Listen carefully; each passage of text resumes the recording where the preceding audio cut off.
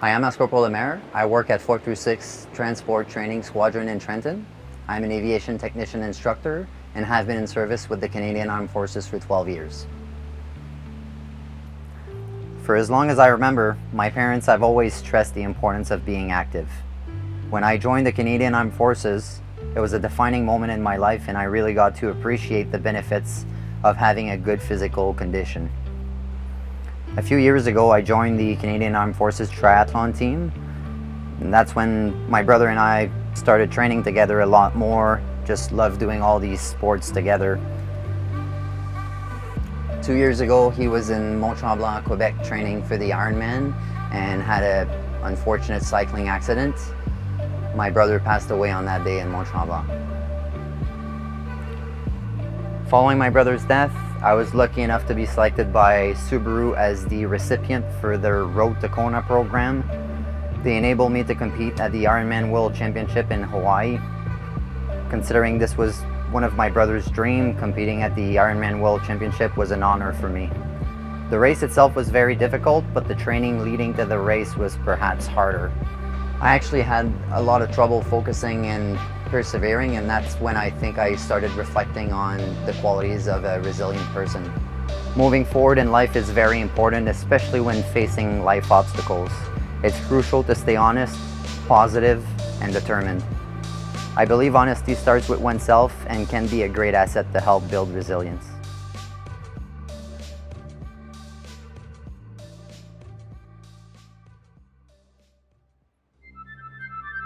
Good day and welcome everyone.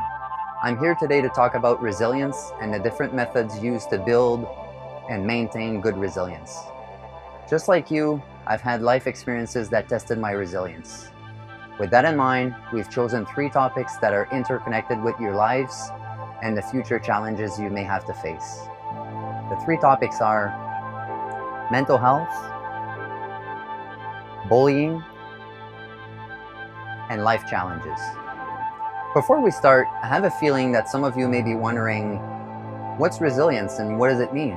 Well, resilience can be defined as an individual's capacity to overcome life challenges. In other words, it's your ability to bounce back and start fresh after a trauma. My personal experience tells me that some of us may feel lost and misunderstood by the rest of the world sometimes. This phenomenon is way more common than we think. A lot of people have difficulty coping with stress, anxiety, and trauma. Follow me to my class.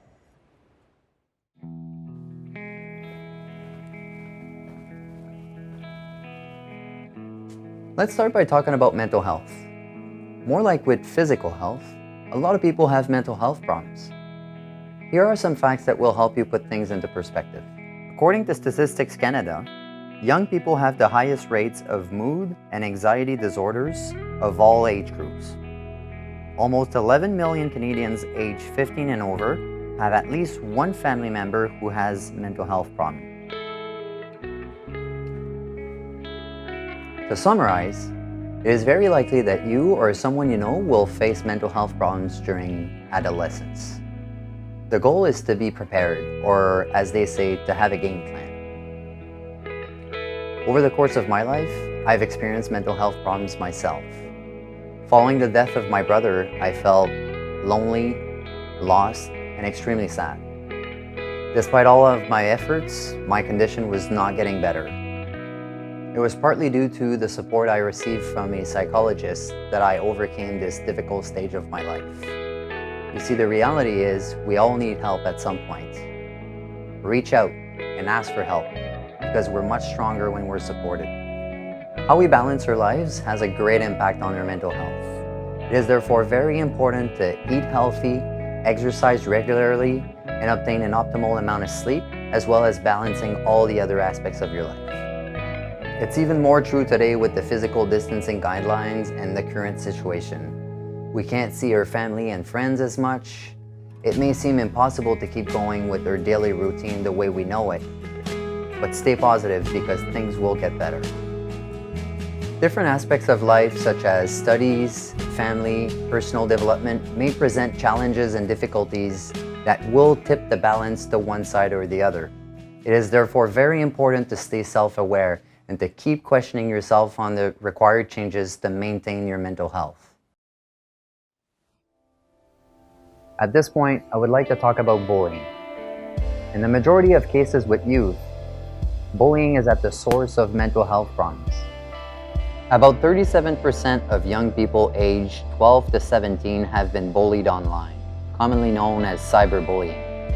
In fact, 1 in 3 teens in Canada has been regularly harassed or bullied online. So we just talked about cyberbullying. I want to talk about a different form of bullying. And we're going way back to my high school days. This was first year of high school for me, I think. And I was sitting on a bench in the cafeteria eating with my friends, and this girl walked up to me. I think she was probably way older than me, like 14, 15, which was really intimidating for me at the time. And she walked up to me and just told me to move over because she wanted to sit there. I guess her boyfriend was sitting there or something. So I told her that none of the seats were available and I couldn't move, I couldn't go anywhere. And that's when she gave me like a good kick on the shin, and it just, I wanted to cry. I was hurting so bad, and my pride was hurt too. And anyway, it was hard for me, but I just stood up and walked away. I thought that was the right thing to do, and I just didn't know what really happened.